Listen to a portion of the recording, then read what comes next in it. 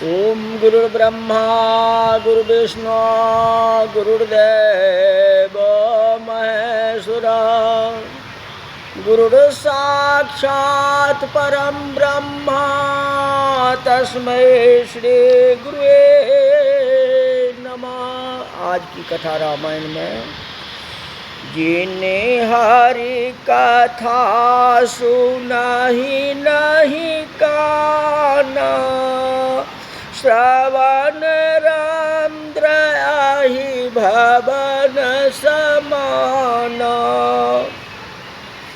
कहते हे भगवान, जिन्होंने भागवत कथा का श्रवण नहीं किया, जिन्हें हरि कथा सुनहि नहीं काना, जिन्होंने भगवान की कथा का श्रवण नहीं किया, उसके कान सर्प के रहने का घर है। संतों की बात न्यारी है। कई लोग पूछते हैं कि सबके हृदय में भगवान होते हैं, तो संतों में विशेष क्यों?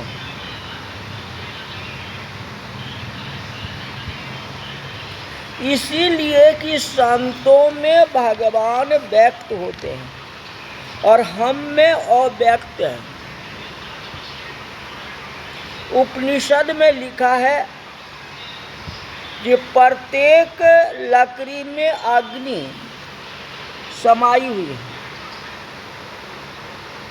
पौष मास की ठंडी हो और हम लकड़ियां इकट्ठी करके तापने के लिए बैठे तो गर्मी लगने वाली नहीं है। ठंडी हटाने वाली नहीं है, पर अगर उसमें अग्नि प्रकट हो जाए तो ठंडी नहीं लगे। जब तक लकड़ी आपके सामने में है तो चाहे ठंडी हो या गर्मी कोई असर नहीं लगेगा। जब उसमें अग्नि लगा देंगे, प्रज्वलित कर देंगे तो आपको गर्मी लगेगी, ठंड हट जाएगी। तो अग्नि है पर अप्रगट रूप में है। इसी प्रकार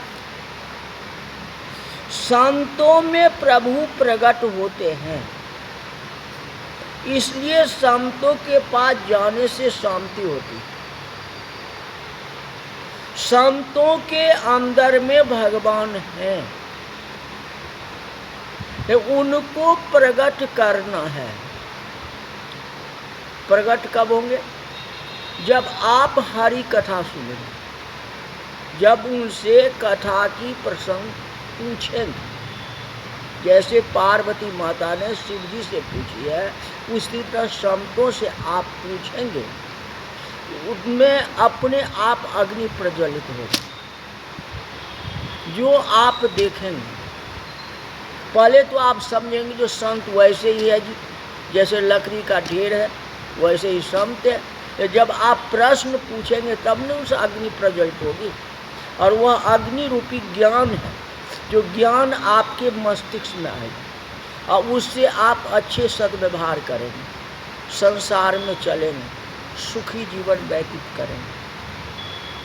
इसलिए संतों में जो है अग्नि का वास है, संत में भगवान हैं। लेकिन बट विश्वास चल निज धर्म तीरथ राज समाज सुकर्म। विश्वास होनी चाहिए, विश्वास से फलदायकम। अगर विश्वास है तो फल मिलेगा, और विश्वास नहीं है तो फल नहीं मिलेगा। विश्वास है तो संत है, और विश्वास नहीं है तो कुछ नहीं। आगे कहते हैं, मोरे मन प्रभु अस विश्वासा राम ते अधिक राम कर दासा। संत क्या नहीं कर सकते हैं। मानस में संतों की महिमा अनंत बताई गई। श्री राम कृष्ण परमहंस के पास एक आदमी गया। उसने पूछा कि प्रभु, साधु की क्या व्याख्या है। श्री राम कृष्ण परमहंस करुण हास्य मिश्रित चेहरे से उस आदमी को सिर से पांव तक देखा। ये क्या प्रश्न पूछ रहा है। वे समझ गए कि इस आदमी ने यह प्रश्न कई लोगों से पूछा, मेरे से नहीं, कई लोगों से पूछा, क्योंकि इसकी आदत है प्रश्न पूछने की। इसने इस प्रश्न का जवाब अपने ही तरीके से मन में निश्चित कर लिया और दूसरे को पूछ रहा है। जवाब ही अपना मन में आंसर निकाल लिया है, तो भी मेरे से पूछ रहा है। निश्चित है जवाब संत देंगे तो उसे संतोष होगा, नहीं तो पूछना ही नहीं रहेगा। परमहंस जी ने जवाब देने के बदले प्रश्न किया। ये तेरे प्रश्न का जवाब देने से पहले मैं तुमसे पूछता हूँ कि तूने इसकी व्याख्या अपने दिमाग में सोच रखी है तो बताओ। पहले तू अपना मन खुला रख, फिर मैं हम अपनी बात बताऊंगा। पहले तू बता दे जी इसका जवाब क्या होगा, तब मैं बताऊंगा।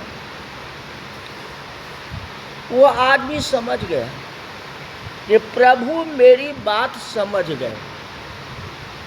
उसने कहा कि महाराज, मुझे तो लगता है कि साधु की व्याख्या सहज लोगों में चर्चित है।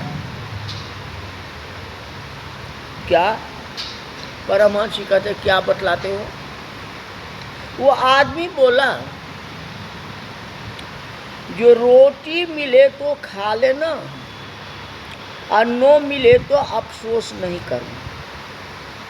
साधु की व्याख्या यही,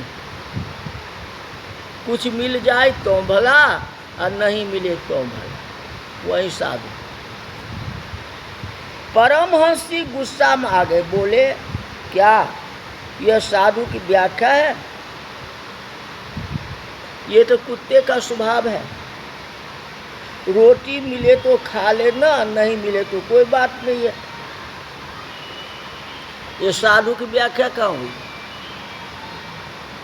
व्यक्ति बोला, प्रभु क्षमा करना, आप ही साधु की व्याख्या करो। कहते कहना कि आज आपने मुझसे तप करने का अवसर दिया है, इसलिए मैं आपका आभारी हूँ। साधु का व्याख्या मैं नहीं कर सकता, मेरे को जो समझ में आया मैंने कह दिया, आप ही बताओ। यह मानव चला गया, उसे संतोष हो गया।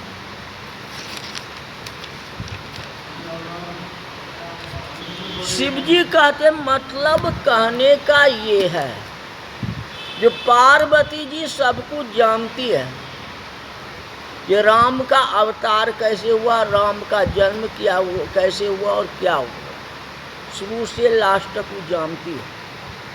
कथा सुनी नहीं, कथा में तो आलस कर दी थी अगस्त जी के आश्रम में, हाँ, लेकिन तो भी पॉइंट तो याद था ही।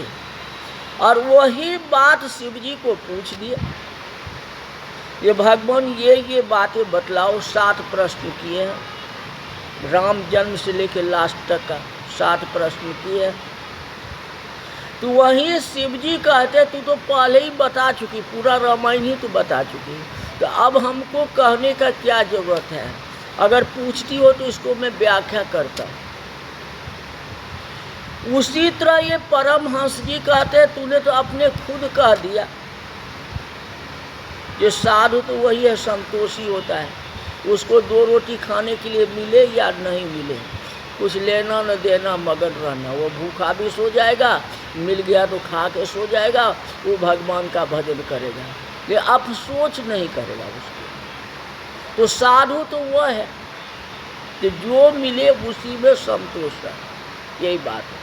और हम और आप भी यही कहते, होगा सुखी न जब तक संतोष धन न होगा, अब बेकार धन कमा के मन मगन न हो। तो सबसे बड़ा तो संतोष धन, यही बात है। तो जितना संतोष साधु के पास में है उतना किसी के पास नहीं है। लेकिन असली साधु वो तब ने, अब ये तो कलयुग है, अब ये तो सतयुग और त्रेता की बात है, आज की बात हो गई है। संतुष्टि तो आज साधु में भी बहुत कम है, यही बात है। लेकिन अभी भी तो बिरला कोई न कोई है ही, वही बात है। शिव जी कहते, जो नेत्र संतों के दर्शन नहीं करते हैं वे मोर के पंख में लगी हुई छाप के बराबर है। रामचरितमानस का मत है, जो संत ही सबसे बड़ा चीज, संत से बढ़कर के कुछ नहीं है। गुण और अवगुण सभी में होते हैं। आप देखते हैं जो तुलसी का माला तो पहना हुआ है, माथे में तिलक है, साधु का भेष है, अगर आप प्रणाम कर लेंगे तो क्या आपत्ति है?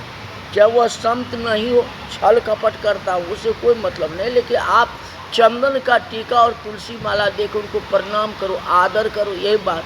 बेशक आप रोटी दो या नहीं दो, ये तो आपके ऊपर डिपेंड है, क्योंकि आज कलयुग है, यही बात है। तो एक बार प्रणाम कर लिए, राम राम कर लिए, तो क्या फर्क पड़ता है? आखिर संत के भेष में है, चाहे वो चोर ही है, लेकिन माथे में तिलक हम देखें ना, और तुलसी का माला देखें ना, तो हमको उससे मतलब है, तिलक से मतलब है, और तुलसी का माला जो हमारे प्राचीन समय से आ रहा है। बार बाकी कोई हमको देखना नहीं, यही बात है। तो आज कथा यही देख रही। बोल जा रामचंद्र भगवान की जय।